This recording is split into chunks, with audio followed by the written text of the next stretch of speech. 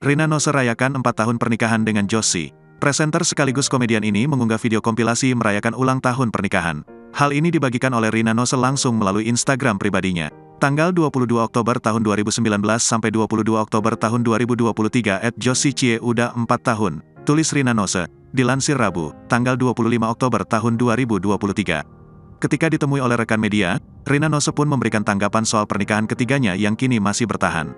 Rina Nose menyebut jika pernikahannya kali ini disebutnya sebagai pecah rekor. Pecah rekor si ini, ujar Rina Nose. Reaksi Rina Nose itu pun bukan tanpa alasan. Pasalnya, usia 2 pernikahannya sebelumnya hanya terbilang singkat. Lebih lanjut, kini Rina Nose berusaha menjalani pernikahan bersama suami dengan mengikuti arus yang ada.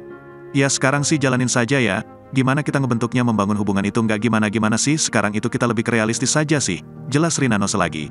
Saat ini, Rina Nose tengah berhubungan jarak jauh dengan sang suami. Meski begitu, hal itulah yang membuatnya semakin lengket dengan sang suami. Menurut Rina Nose, kunci dalam pernikahan adalah ngobrol atau komunikasi. Iya karena kita banyak ngobrol ya, soalnya kan kuncinya pernikahan itu memang komunikasi ya, jadi apa saja sudah diobrolin gitu dari sebelum menikah sampai sekarang, paparnya lagi.